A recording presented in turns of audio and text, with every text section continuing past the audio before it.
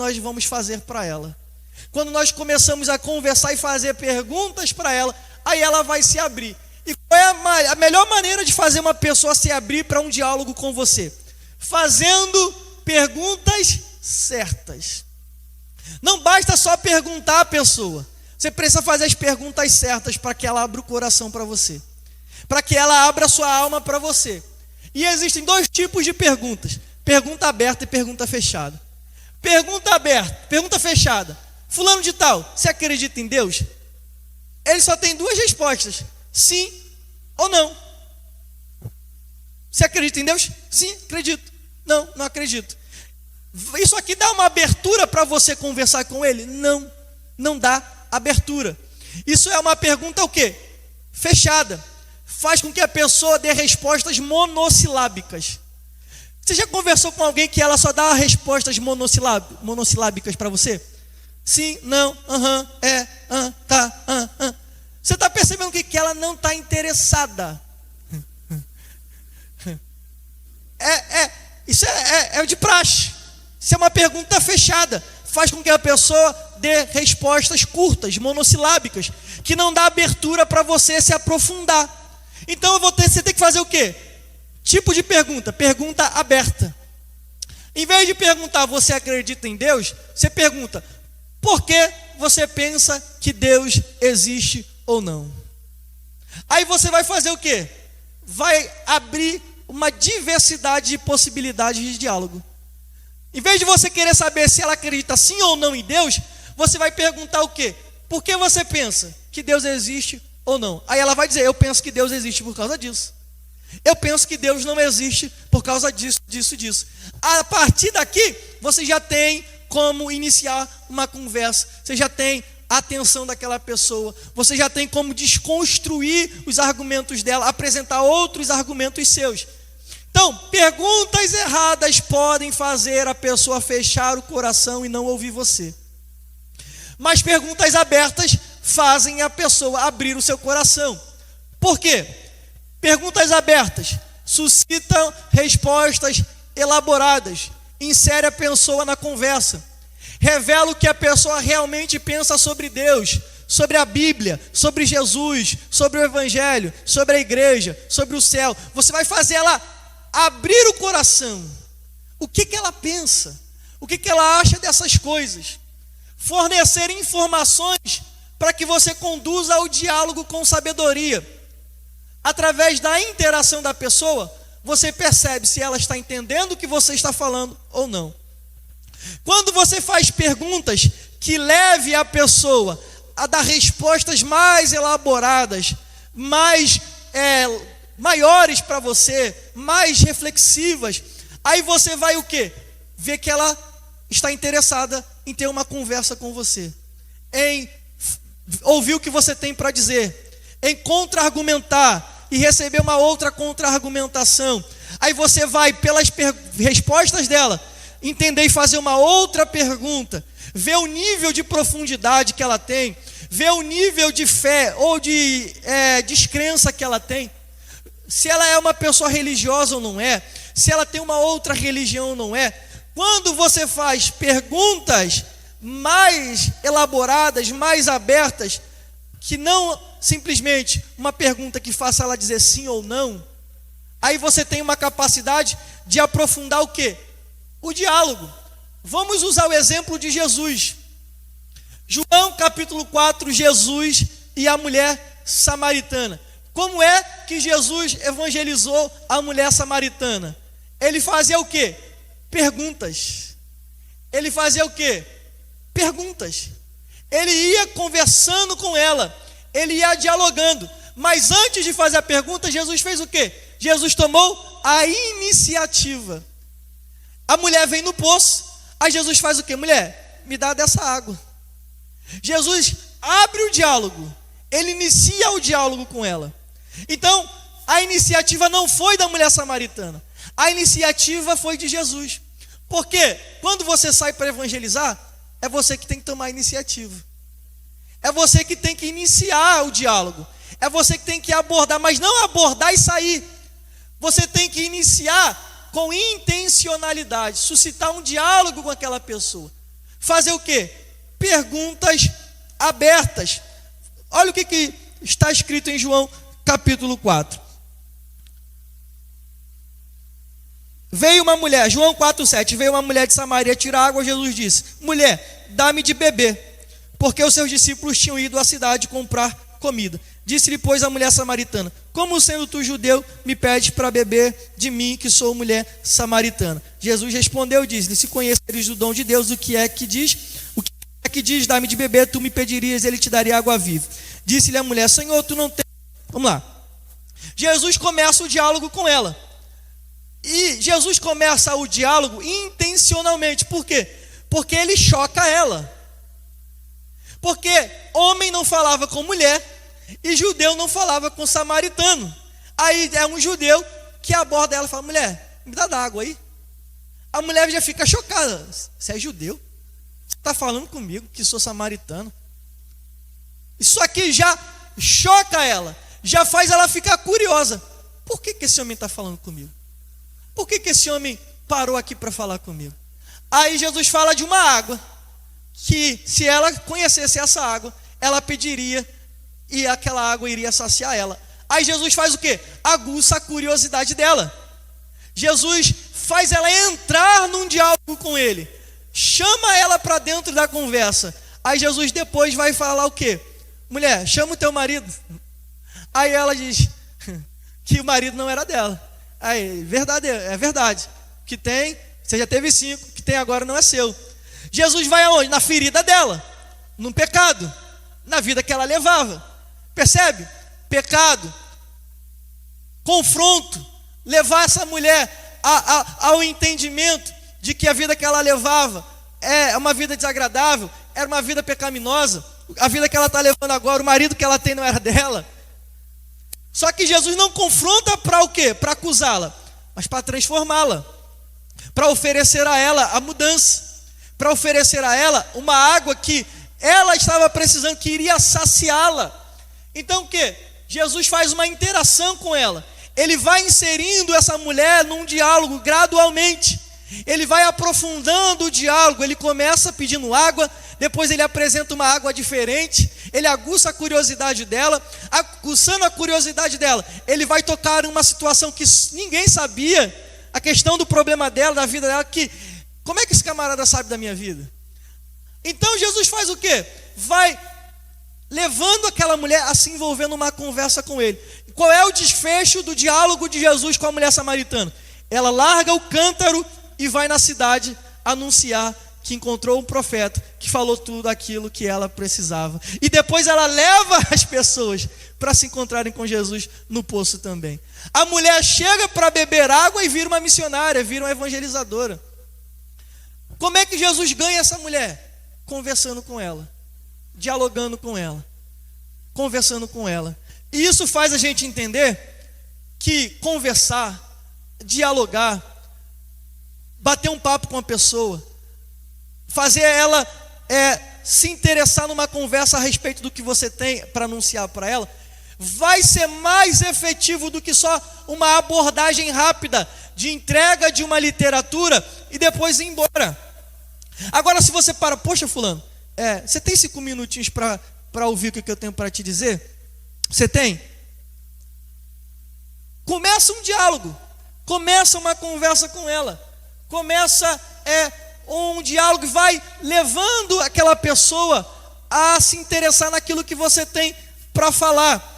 Isso é muito mais efetivo. Agora, como que a gente vai iniciar um diálogo evangelístico? Que perguntas nós podemos fazer? Aqui são alguns modelos do que nós podemos falar para abrir um diálogo com uma pessoa, para evangelizar ela. Primeiro, por que você existe? Fulano, você já parou para pensar no porquê que você existe? Por que você existe? Você já parou para pensar no motivo da sua existência? Então isso aqui é uma pergunta que leva essa pessoa a falar uma resposta além de sim ou não. Você vai botar ela para pensar. Você vai botar ela para refletir. Por quê? Porque se nós repararmos à nossa volta, tudo o que existe tem um propósito. O banco que você está sentado tem um propósito. O carro que você anda tem um propósito. O celular que você usa tem um propósito. Não existe nada no universo que não tenha um propósito. Tudo tem propósito. Tudo existe um propósito. Nada foi criado por acaso. Então, quando você pergunta, por que você existe? Você vai levar essa pessoa a ter uma crise existencial. Ou iniciar uma crise existencial. Por quê? É uma pergunta que faz a pessoa cooperar para a sua reflexão, para que ela reflita. Ela irá dar várias respostas.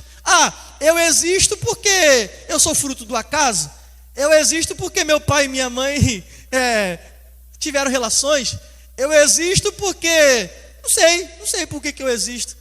As pessoas não pensam nisso. As pessoas, elas não têm esse pensamento, elas não ficam pensando no porquê existem. E até mesmo a pessoa que acha que sabe o motivo da sua existência, ela vai dar uma resposta errada para você. Porque só a Bíblia diz qual é o propósito da nossa existência. Qualquer resposta que a pessoa disser para você, ela vai estar errada. Não, eu existo para ganhar dinheiro. Eu nasci para ser um astro do futebol. Eu nasci eu nasci para ganhar muito dinheiro. Eu nasci para ter sucesso. Qualquer resposta que essa pessoa te der vai ser errada. Por quê? Porque só a Bíblia diz qual é o propósito da existência do homem. Aí você vai pegar o gancho. Ela vai dizer, não, eu acho que eu existo por causa disso. Aí você acha que você existe por causa disso?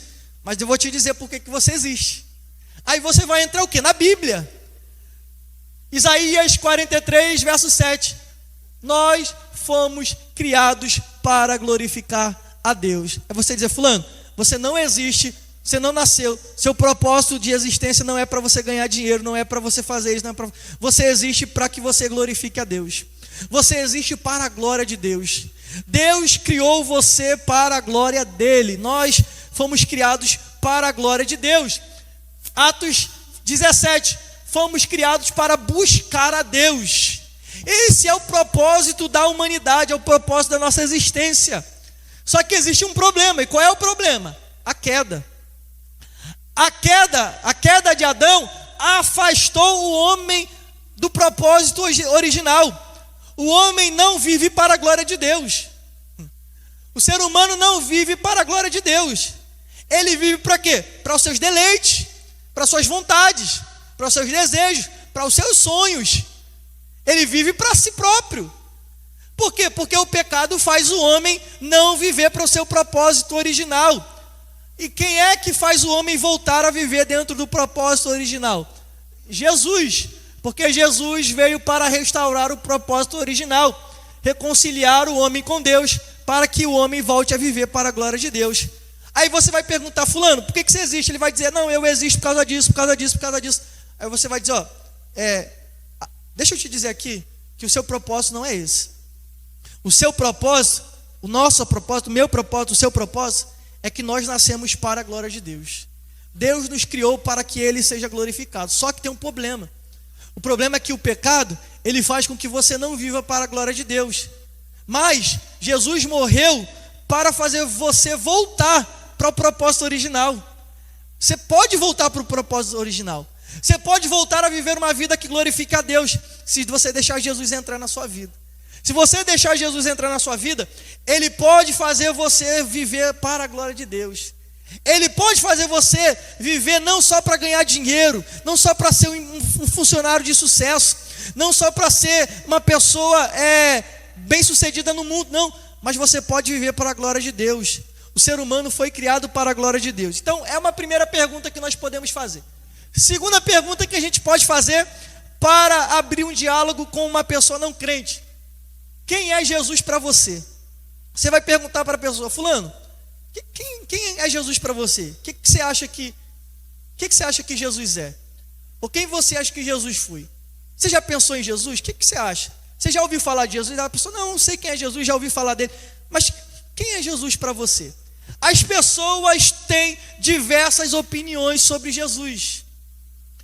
A maioria das pessoas, por causa que a gente vive num país extremamente religioso, então 99% das pessoas já ouviram falar de Jesus. seja porque é neto de um católico, seja porque é filho de um católico, seja porque tem um parente que, enfim, ou porque ouviu de Jesus na escola ou em algum lugar. Então todo mundo já ouviu de Jesus em alguma vez na vida. Só que nem todas as pessoas sabem quem é Jesus de verdade, segundo a Bíblia. Ao fazer essa pergunta, você vai estar levando a pessoa a confessar o quê? A visão que ela tem de Jesus, tanto quanto de Deus. Então essa pergunta abre caminho para fazer o quê? Para corrigir as percepções distorcidas que ela tem. Então ela vai falar o quê? Ela pode falar, Jesus era um profeta, Jesus era um líder, Jesus era um revolucionário social. Se você pegar uma pessoa de esquerda, né, um militante, alguém que estuda na faculdade, né, de humanas, não, Jesus era um revolucionário, Jesus veio para trazer igualdade social, Jesus veio para trazer a revolução social. Ou Jesus era um homem que teve um bom exemplo, era uma pessoa exemplar, uma pessoa boa. Então, a partir do que as pessoas dizem a respeito de Jesus, você pode, a partir daí, fazer um gancho e mostrar para ela que Jesus não é quem ela acha que Jesus é. Aí você vai fazer o quê? Mostrar de fato quem Jesus é.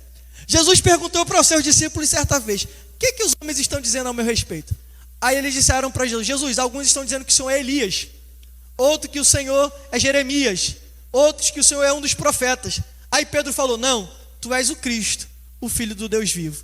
Então as pessoas dizem várias coisas a respeito de Jesus, só que só nós, a igreja, sabemos quem Jesus é de fato, porque nós já recebemos a revelação. Jesus disse: bem-aventurado és tu, Simão, porque nem foi carne e sangue que te revelou, mas meu Pai que está no céu. Você já sabe quem Jesus é. Por quê? Porque você já recebeu a revelação de Deus. Aí você vai falar o quê? Que Jesus era o quê? O Filho de Deus encarnado, o Salvador do mundo, que substituiu a humanidade, o único caminho para Deus. Ele é o caminho, a verdade e a vida. Eu pego o que a pessoa pensa a respeito de Jesus e eu vou levar ela a fazer o quê? A entender quem Jesus é de verdade. Porque provavelmente ela não acha que Jesus é o Filho de Deus feito homem. Talvez ela não sabe ou ela não crê que Jesus é o Salvador da humanidade, porque ela só acha que Jesus foi um filósofo, ou que Jesus era um homem religioso, ou que Jesus era um homem bom. Então, quando eu sei o que a pessoa pensa de Jesus, eu vou desconstruir. Eu vou mostrar para ela: olha, não, Jesus é mais do que um revolucionário. Jesus é mais do que um sábio, mais do que um filósofo. Jesus era Deus encarnado, Deus feito homem. Jesus nasceu da Virgem Maria, mas ele era Deus, ele era homem, ele era Deus, e ele veio nessa terra para morrer em nosso lugar, para pagar os nossos pecados, para substituir a humanidade. Ele não era só um sábio, não era só um filósofo, não, mas ele era o próprio Deus na terra. Ele era Deus encarnado, ele viveu e morreu sem pecado. Ele é o único caminho para Deus, sem ele nós não podemos ser salvos. Aí eu pego o gancho do que a pessoa pensa a respeito de Jesus e vou falando: olha, fulano, Jesus é mais do que isso que você acha. Jesus é mais do que aquilo que você pensou, mais do que ensinaram para você lá na faculdade, na sua família. Aí eu vou mostrar de fato quem Jesus é. Aí você vai então fazer essa pessoa refletir. Você já parou para refletir por que Jesus morreu na cruz? Agora que você sabe quem Jesus é, o que eu falei para Jesus, por que você acha que Jesus morreu na cruz? Aí você pega o gancho e começa a explicar o porquê Jesus morreu na cruz. Perceba que perguntar quem é Jesus para você faz essa pessoa falar muito mais do que só simplesmente perguntar: você crê que Jesus existiu? Ela vai dizer sim, creio, não, não creio. Agora, se você perguntar para ela dizer o que ela acha de Jesus ou quem Jesus é na cabeça dela, aí ela vai falar muito mais a respeito e você vai ter muito mais opção para dialogar com ela, para mostrar para ela quem é Jesus de verdade. Uma outra pergunta que nós podemos fazer ao evangelizar, ao fazer um diálogo com uma pessoa. Essas perguntas são perguntas que abrem a fechadura, faz a pessoa se abrir para você conversar com ela. Terceira pergunta que você pode fazer: que você acha que acontece depois da morte? Todo mundo crê na morte. Todo mundo sabe que a morte é real. Agora você vai fazer o quê? Vai perguntar para aquela pessoa: o que você acha que acontece depois da morte? Todos nós vamos morrer, isso é um fato. Agora, você já parou para pensar o que acontece imediatamente após a morte? Você vai perguntar para aquela pessoa: o que você acha que vai acontecer depois que você morrer? O que você acha que acontece depois que nós morremos? Ela pode responder algumas coisas. Ela pode responder que nunca pensou sobre isso. Nunca pensei o que acontece depois da morte. Ela pode responder: nós vamos reencarnar. Nós vamos voltar em um outro corpo. Eu vou voltar num cachorro, eu vou voltar num gato, eu vou voltar numa planta, eu vou voltar, né? Eu vou reencarnar. Ou a pessoa vai dizer: não, eu creio que morrer acabou. Morrer acabou, já era, fim de papo, vou virar poeira cósmica, não vai ter mais nada, não tem nada depois da morte, acabou. É o The End lá do filme, acabou. A pessoa vai dizer uma dessas coisas. Então, quando você ouvir o que ela pensa a respeito da vida após a morte, ou o que acontece depois da morte, você vai pegar o gancho para explicar o que acontece de fato depois da morte. Melhor maneira de mostrar para uma pessoa o que acontece depois que a gente morre. Parábola do rico e do Lázaro, Lucas capítulo 16. Lucas 16 mostra a história de um homem rico e de um mendigo chamado Lázaro. Ambos morreram, porque todos morrem. O rico e o pobre morrem. O rico e o mendigo morrem. O negro e o branco morrem. O que mora na favela, no Dendê, no Guarabu morre. E do Jardim Carioca e do Jardim Guanabara morre também. Agora, a questão não é se todos morrem. Todos morrem. Agora é o que acontece depois da morte. E qual é o destino de alguém depois que morre? Aí a gente vai mostrar o quê? Para essa pessoa: não, você não vai reencarnar, você não vai simplesmente virar poeira, não acabou. Tem uma vida depois da morte. Só que você vai mostrar o quê? Que há duas possibilidades, que há dois caminhos, que há dois destinos eternos. Um com Cristo e outro sem Cristo. Um popularmente chamado de céu, outro popularmente chamado de inferno. Qual é o que acontece com alguém que está em Cristo após a morte? Comunhão consciente com o Senhor no paraíso, no seio de Abraão. Foi para onde foi o quê? O mendigo, o Lázaro, foi para o seio de Abraão, ficar lá esperando. Esperando o quê? Aguardando a ressurreição gloriosa para viver a eternidade com Deus. Então, se você morrer hoje, você vai para onde? Para o seio de Abraão, para o paraíso. Fazer o quê? Já experimentar inicialmente uma comunhão com Cristo, mas esperando o quê? A ressurreição, o arrebatamento da igreja. Quando os mortos e os vivos vão se unir e vão estar para sempre com o Senhor. Essa é a nossa realidade, nós, os salvos, se morrermos em Cristo. Agora, aquele que morre sem Cristo, é o caso do quê? Do rico da parábola. Morreu e foi para onde? Para o inferno ser atormentado. Após a morte, o que acontece com a pessoa sem Cristo? Tormento consciente.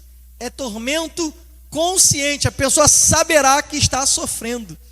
O rico sabia onde estava. Tanto sabia que ele não queria que os seus parentes fossem parar no mesmo lugar. Aí ele disse: Pai Abraão, envia lá para que os meus não venham para cá. Ele estava consciente.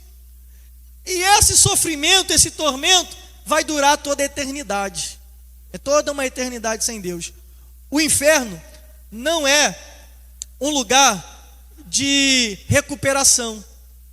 O inferno não é cadeia. A cadeia, a pessoa tem um quê? Ela tem um tempo, 20 anos de pena, 30 anos de pena. E qual é o objetivo da cadeia? Ressocializar o preso, para que ele volte. Obviamente que isso não acontece com todos, mas esse era o propósito original. Ficar lá alguns anos, para depois sair mudado. Mas não é assim que acontece com o inferno.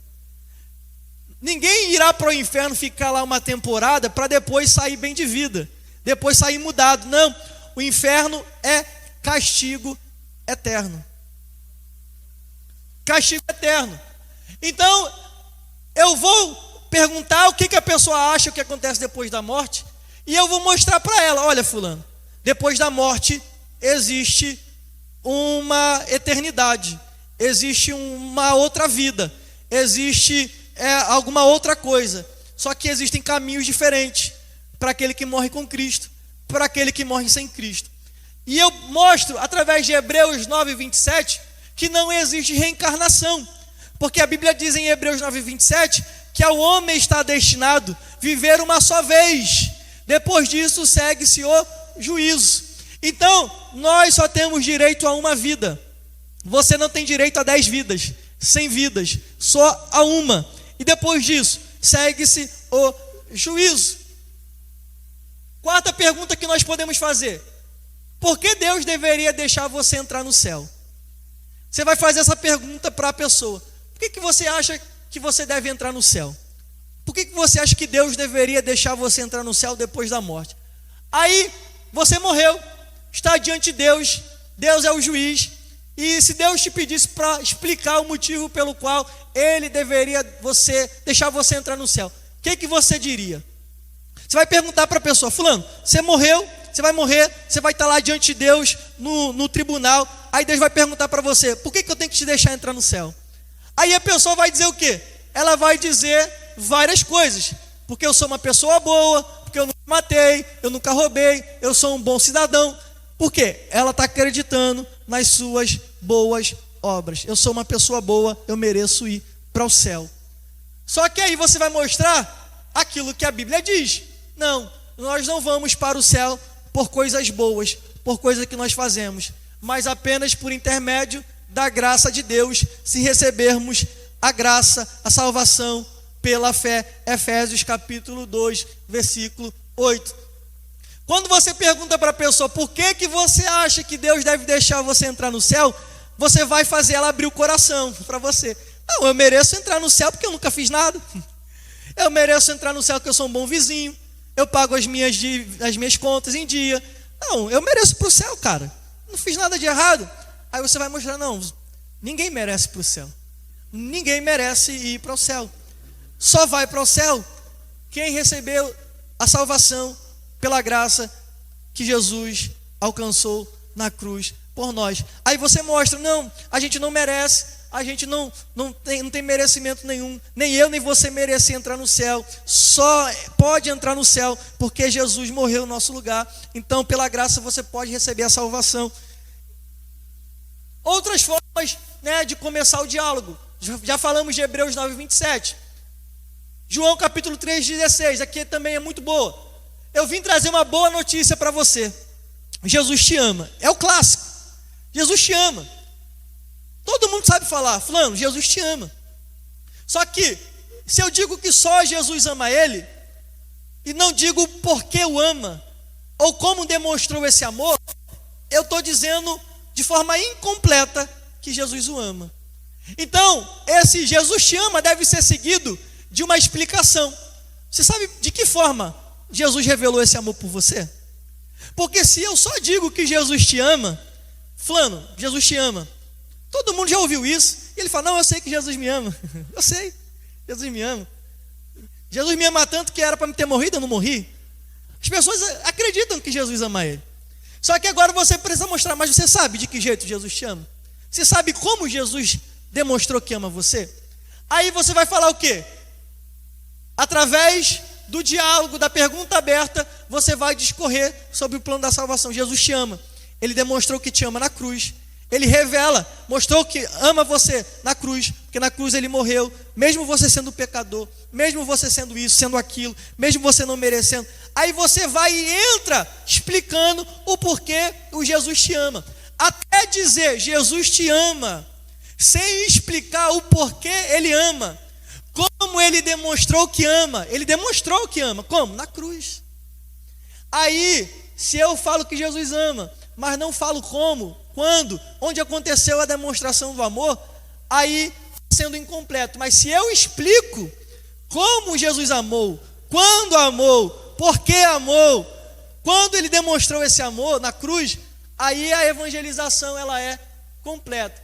Então aqui perguntas que a gente pode fazer para começar um diálogo.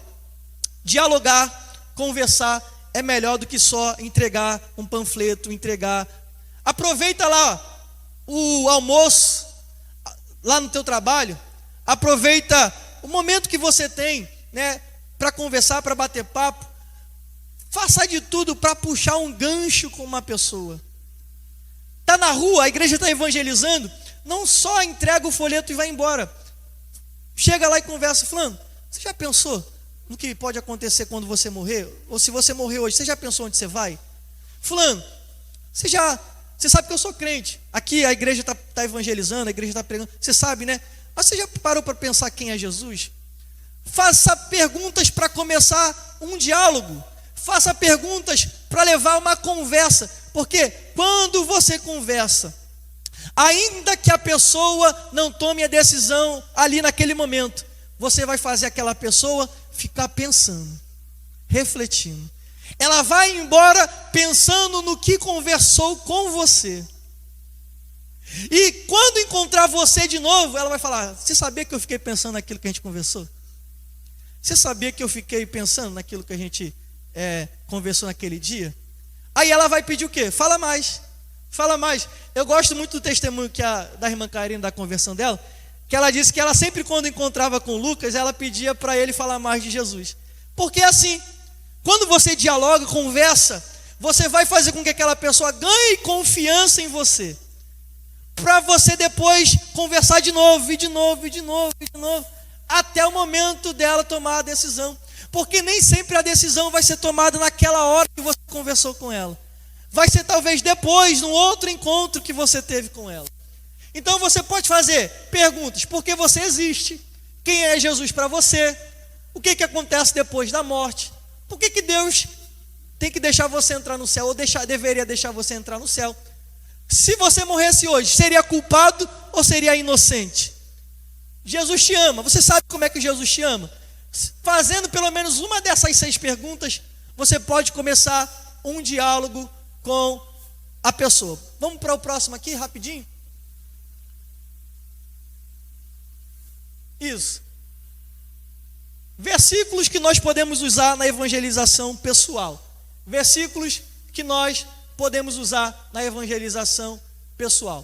Evangelização sem Bíblia não tem como. Você não evangeliza falando as suas opiniões. Você evangeliza falando a palavra.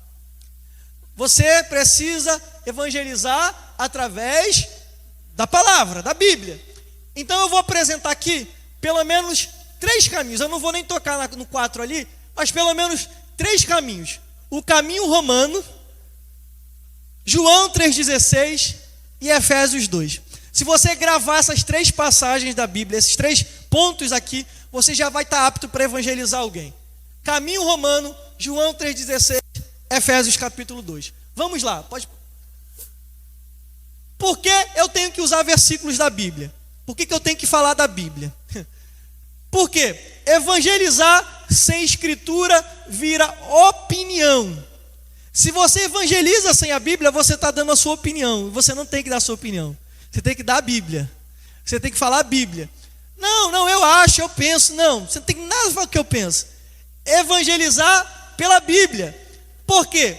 Porque quando você evangeliza com a Escritura, com a Bíblia, não é opinião, é revelação. Você está debaixo de uma autoridade. Quando você usa a Bíblia para evangelizar, você está usando a autoridade da palavra. E isso aqui tem autoridade. Isso aqui tem poder. Só isso aqui tem poder para mudar o ser humano. Se você vai evangelizar dando as suas opiniões, você não vai fazer nada, vai conseguir nada. Mas se você falar a Bíblia, aí você vai mexer aqui dentro. Aí você vai mexer aqui dentro da pessoa. Por quê? Autoridade. Os versículos não são acessórios, são a autoridade da mensagem. Segundo, por que a gente tem que usar versículos da Bíblia? porque a fé vem pelo ouvir, e ouvir a palavra de Deus, Romanos 10:17. Como a pessoa vai crer, se não crer a partir da Bíblia, se não ouvir a Bíblia? Fluxo natural, com os textos certos, a conversa flui, o Espírito Santo age. Quem vai convencer o pecador é o Espírito Santo. E através de quem que o Espírito Santo está agindo? Através de você. E através da mensagem que você está pregando. Mas se você evangelizar com os textos errados, você vai ter o resultado errado. Então você precisa usar textos certos. Aqui eu vou apresentar o caminho romano para a salvação. O que é o caminho romano? É o evangelho só no livro de Romanos, só na carta aos Romanos. Se você não gravar nada, tem dificuldade de memorização, mas se você memorizar só os versículos de Romanos, você já vai conseguir evangelizar as pessoas. Só que é o caminho romano. Vamos começar pelo problema. Você vai começar apresentando o problema. Romanos 3:23. Todos pecaram, carecem da glória de Deus. Todos pecaram, carecem da glória de Deus. Esse é o problema. Qual é a consequência do pecado? Romanos 6:23. O salário do pecado é a morte. A provisão, ou seja, a solução para o pecado. Romanos capítulo 5, versículo 8. Deus prova o seu amor para conosco, pelo fato de Jesus Cristo ter morrido por nós, sendo nós ainda pecadores. Resultado, Romanos 6:23. O dom gratuito de Deus é a vida eterna em Cristo Jesus, nosso Senhor. Como é que eu tomo posse da salvação? Romanos 10, versos 9 e 10. Se com a tua boca confessares Jesus como Senhor e teu coração creres que Deus o ressuscitou entre os mortos, será salvo. Qual é a garantia que se eu crer e confessar, eu vou ser salvo? Romanos 10, 13. Todo aquele que invocar o nome do Senhor será salvo. Então, eu apresentei o evangelho para a pessoa só em Romanos. Esses 6 versículos, se você memorizar eles, você já vai conseguir evangelizar alguém, sem sair de Romanos. Às vezes não precisa nem memorizar, só abre a Bíblia em Romanos, deixa todo marcadinho lá, deixa lá sublinhado, pega uma caneta, né, marca texto, marca esses versículos, aí você vai um por um em cada, não sai nem de Romanos, fica só ali.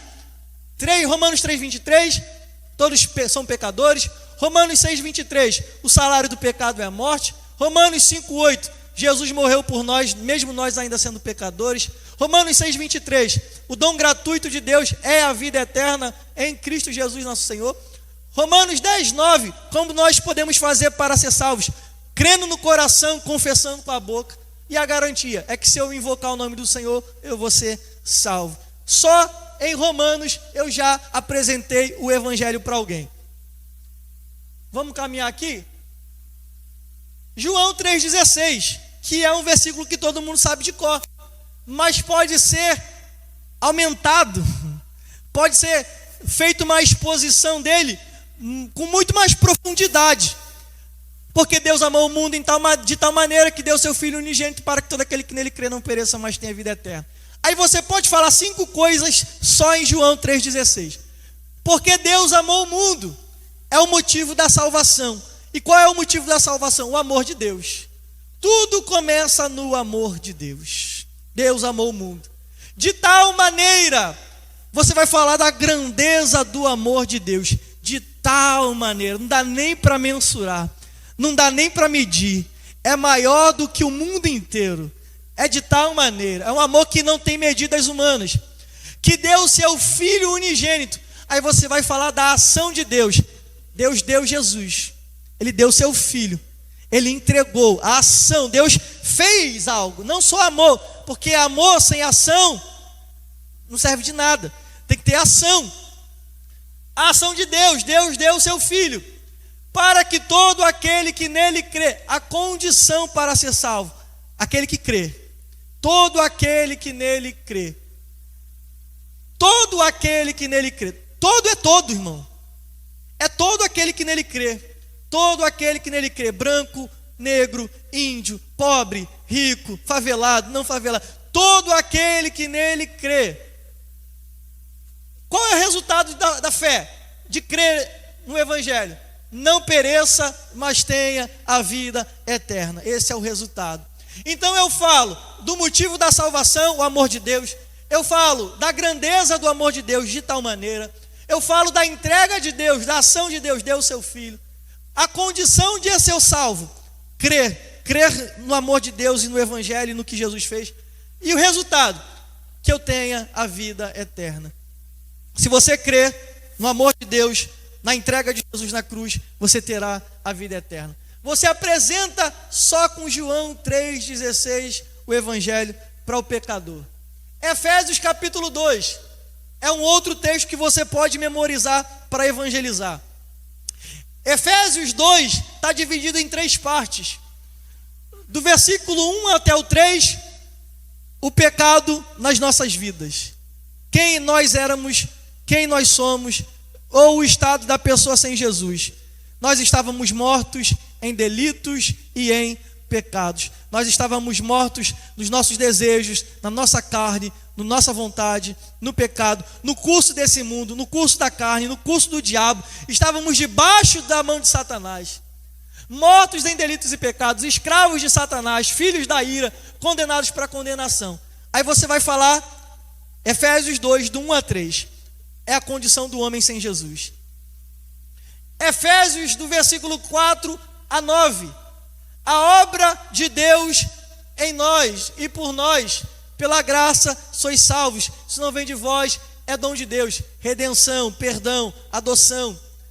Efésios capítulo 2, versículo 10, a obra de Deus através de nós, que agora que eu sou salvo, eu devo viver para fazer as boas obras que Deus preparou para que eu andasse nelas.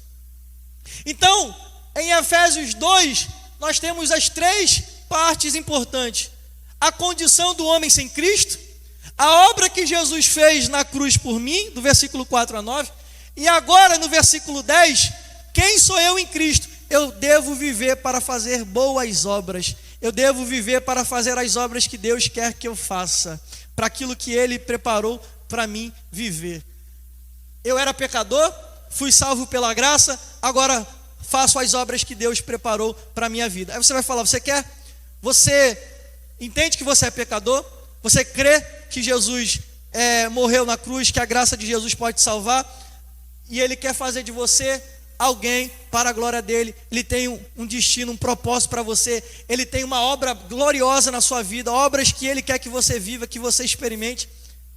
Só em Efésios 2 a gente já consegue evangelizar. Então, Romanos, João 3,16 e Efésios 2. Pastor, eu não anotei os versículos de Romanos. A gente vai jogar lá o material no grupo. Você vai abrir o PDF, você vai depois olhar, vai anotar na sua Bíblia, né? Você vai colocar lá marcadinho. Você pode só em Romanos mostrar. Também outros textos que a gente pode usar na evangelização.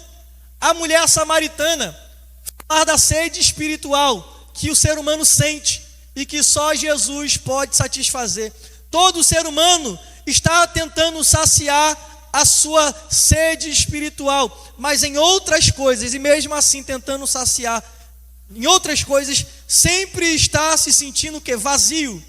Aí você vai falar o quê? Em João 4, da água que pode matar a sede, que pode preencher o vazio. Zaqueu, Lucas 19, o poder da transformação da pessoa quando ela tem um encontro com Jesus. Aí você fala de quem era Zaqueu, como era a vida de Zaqueu, como Jesus chegou na vida de Zaqueu e transformou Zaqueu e mudou a vida dele. Lucas capítulo 23, o ladrão da cruz, mostrar que a salvação é pela graça. O que o ladrão fez para merecer a salvação? Nada. Ele não fez nada para merecer. Ele só fez o quê? Ele creu. Ele só creu. Ele disse o quê? Quando entrares no teu reino, lembra-te de mim. Lembra-te de mim quando entrares no teu reino. Ele entendeu que Jesus era rei, que Jesus tinha um reino e que Jesus era poderoso para não se esquecer dele. Então aquele homem creu. Isso mostra que a salvação é possível até no último momento. Aí você pega um gancho e diz, mas você não precisa esperar o último momento. porque você não sabe quando será o último momento da sua vida. Então, todos esses textos podem ser utilizados na evangelização pessoal. E além disso, testemunho pessoal. Usar o seu testemunho de vida. Por quê? Com o testemunho pessoal você cria uma conexão emocional. Você cria uma conexão com aquela pessoa. Você diz, eu era assim, eu vivia assim, de balada em balada, de cachaça em cachaça, nisso, naquilo. Mas aí, em tal dia, eu aceitei a Jesus, pregaram para mim, eu fui na igreja, alguém me evangelizou, eu aceitei Jesus, tudo na minha vida mudou. Eu falo do meu testemunho, aí eu mostro para aquela pessoa que até ela também tem possibilidade de transformação, de mudança, porque eu criei uma conexão, mostrando que eu era problemático, que eu vivia uma vida destruída, que eu vivia uma vida sem sentido, e mostro para ele, assim como eu encontrei sentido em Jesus, você também pode encontrar sentido em Jesus, você também pode ter uma vida transformada em Jesus. Para a gente agora encerrar, evangelismo na prática, passo a passo, do primeiro contato até o apelo, até a conversão. Evangelismo na prática. Preparação espiritual. Antes de sair, se prepare espiritualmente.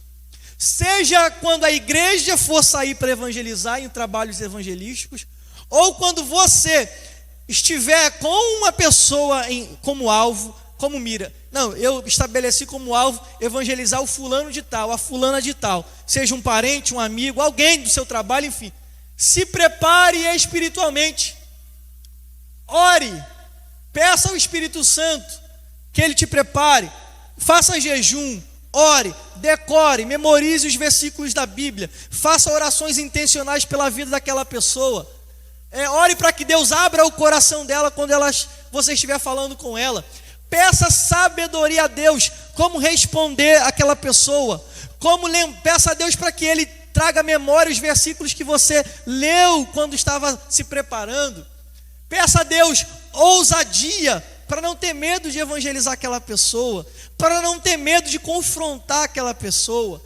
Peça dons do Espírito, porque escute isso, dom espiritual não é só para o momento do culto, não. Dom espiritual é também na hora da evangelização.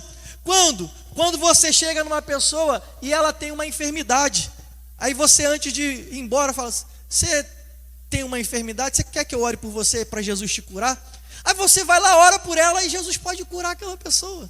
Ou você está lá evangelizando, mas antes de evangelizar você pediu, Senhor, dá para mim uma revelação sobre a vida daquela pessoa. Aí você está lá conversando com ela e de repente vem alguma coisa na sua mente, um nome, ou alguma coisa que aquela pessoa viveu, que ela nunca contou para ninguém, mas o Espírito Santo deu para você na hora.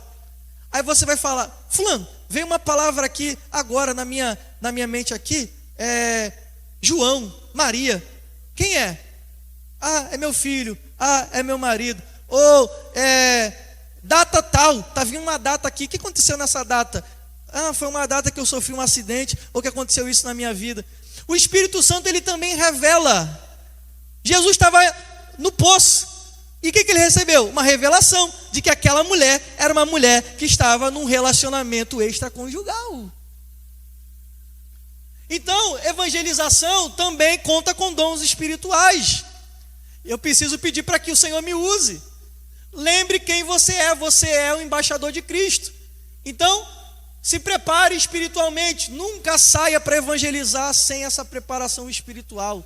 Oração, jejum, memorização dos versículos, peça ao Espírito Santo a direção.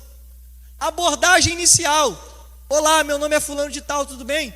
Posso deixar aqui um folheto, posso deixar uma palavra de Deus, posso deixar um exemplar da Bíblia, posso falar um pouquinho de Jesus para você, rapidinho, não vou tomar muito seu tempo não.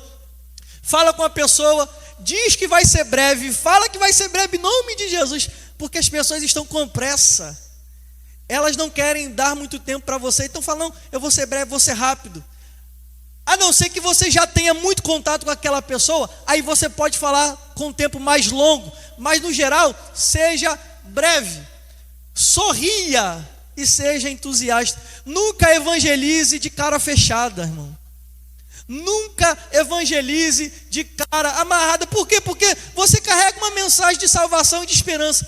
Se você vai dizer para a pessoa que Jesus salva, mas nem você está feliz com Ele, nem você está feliz com Jesus, como é que você vai apresentar para a pessoa que ela vai ser feliz com Jesus se você não está feliz? Respeite o tempo. Se a pessoa não tem muito tempo para você, respeite o tempo dela. Não tome o tempo daquela pessoa. A pregação que a gente pode fazer, como a gente viu, Hebreus 9, 27. Você pergunta para a pessoa, se você morresse agora, você seria culpado ou inocente diante de Deus? O que você acha? Você acha que se morresse hoje, Deus iria dizer que você é inocente, ou você que Deus seria culpado? Aí ela vai dizer, não, eu sou culpado, eu acho que eu vou ser culpado, já fiz muita besteira nessa vida. Não, eu acho que eu sou inocente. Dependendo daquilo que a pessoa disser para você, você pega o gancho e começa então ali mostrar para ela. Não, se ela disser, eu sou culpado, de fato se eu morrer hoje, eu acho que eu vou para o inferno, eu acho que não tem jeito para mim não. Aí você diz, não, de fato, você é pecador, o que você está fazendo não agrada a Deus, de fato o que você está fazendo, se morresse hoje sem Jesus você iria, mas não precisa ser assim. Jesus pode mudar essa sua vida. Jesus pode, você mostra de fato que se ele morresse sem Jesus ele ia para o inferno, que ele estaria condenado, mas que não precisa. Por quê? Porque Jesus já morreu no lugar daquela pessoa. Se ele disser o que? Não, eu sou inocente, eu acho que se eu morresse hoje eu iria para o céu. Aí, mas você é inocente por quê? Eu nunca roubei, nunca matei, eu nunca fiz nada de mal. Aí você vai usar a Bíblia para mostrar para ela que ela não é tão boa assim quanto ela pensa que é. Por exemplo, você vai usar os mandamentos. A pessoa que diz que é muito boa, que ela vai para o céu, que ela nunca fez nada de errado, aí você vai perguntar para ela, você já mentiu alguma vez? Ela vai dizer, já menti. Aí você vai dizer, não, a Bíblia diz para a gente não mentir, não mentirás, é um dos mandamentos. Já errou. Você já roubou alguma vez? Não, nunca roubei um caminhão, né, um banco, mas já roubei um lápis, já roubei alguma coisa assim de menor valor. Aí você já pecou, por quê? A Bíblia diz não furtarás. Você já adulterou? Já traiu sua esposa? Não, nunca adulterei. Mas você já pensou, já cobiçou uma mulher? Já cobicei. Então você já pecou, porque Jesus diz em Mateus 5,28 que quem olha para a mulher já no seu coração já cometeu adultério. Você já matou alguém? Não, nunca matei, graças a Deus. Mas você já teve ódio de alguém? Já tive ódio. Então você é um homicida, porque a Bíblia diz lá em Mateus 5,22 que quem odeia é como se estivesse matando alguém. Então você já, pelos mandamentos, você vai pegar aquela pessoa e vai mostrar para ela que ela não é tão boa como ela acha que ela é. Porque em algum momento ela vai se ver o quê? Como alguém que não cumpre a lei de Deus, os mandamentos de Deus. Vai dar um golpe no ego dela, vai mostrar, você não é tão bom como você imagina que você era. Então, a ilustração do tribunal. Deus é o juiz. Um crime é um crime, ele precisa ser julgado. Nossas obras diante de Deus não podem nos absolver diante de Deus. Só que a boa notícia é o quê? É que Jesus, ele morreu em nosso lugar. Você pode usar a ilustração do evangelho, do tribunal. Nós estamos num tribunal, nós éramos os réus, Deus é o juiz. Você já ouviu muitas pessoas falando, só Deus pode me julgar. Aí você pode perguntar para ela, você acredita que só Deus pode nos julgar? E ela vai dizer, sim, só Deus pode nos julgar. É verdade, só Deus pode nos julgar. Só que ele já julgou a humanidade. Aonde? Na cruz. Nós éramos condenados, nós éramos os réus, mas Jesus sentou na nossa cadeira e morreu em nosso lugar. E ele morreu em nosso lugar para assumir a nossa culpa. A nossa dívida já foi paga. O evangelho é isso, Jesus assumindo a nossa dívida, morrendo em nosso lugar. No tribunal de Deus, em vez de condenação, eu recebo absolvição quando eu creio em Jesus, quando eu creio na mensagem do evangelho. Apelo. O que é necessário fazer no apelo? Levar a pessoa a reconhecer o pecado, que é pecador, as consequências do pecado. Ela precisa crer na obra de Jesus e ela precisa se arrepender e ela então se entregar a Cristo. Então, não tem como nós abordarmos uma pessoa, pregarmos o evangelho para ela, sem levarmos ela a entender o que é o pecado, as consequências do pecado, a obra de Jesus na cruz, e se ela crê na obra de Jesus na cruz, na morte de Jesus na cruz, se arrependendo e crendo, para que ela receba o evangelho. A oração de confissão, você vai levar essa pessoa a confessar os seus pecados, a confessar que recebe a Jesus como seu Senhor e Salvador. Então aquela pessoa, ela está agora, em vez de perdida, salva. Em Deus, em vez de condenada, perdoada. Nunca termine uma evangelização em que você entendeu que aquela pessoa quer Jesus sem fazer o apelo. Não perca essa oportunidade. Não perca essa oportunidade. É assim que a gente prega o evangelho, com clareza, amor e fidelidade. Fidelidade à palavra de Deus, amor, porque você não é juiz, o juiz é Deus. Com clareza, seja o mais claro possível na mensagem do evangelho, e faça o quê? Com impacto, mas esse impacto, quem provoca é o Espírito Santo, por isso que há a necessidade de preparo. Então entenda que, para a gente encerrar, que como evangelista, que como um ganhador de almas, você não é um juiz, você é apenas alguém que já foi salvo, que está apresentando para o pecador a mesma salvação que você já recebeu. Nós não podemos pregar com arrogância, não podemos evangelizar com soberba, não podemos evangelizar com um tom de superioridade, mas muito pelo contrário, precisamos evangelizar com o ar de quê? De que eu era pecador, eu me reconheço como um pecador, mas um dia eu me entreguei a Jesus. Jesus chegou na minha vida, mudou a minha história, e eu quero que você experimente a mesma mudança que eu experimentei, que você receba Jesus como eu recebi. Fazendo isso, você cria empatia. Agora, se você vai pregar, vai falar: rapaz, tu é um vale nada, tu é um pecador, tu merece o inferno. Você se coloca em superioridade às pessoas, você já cria uma barreira terrível para que ela não receba o evangelho.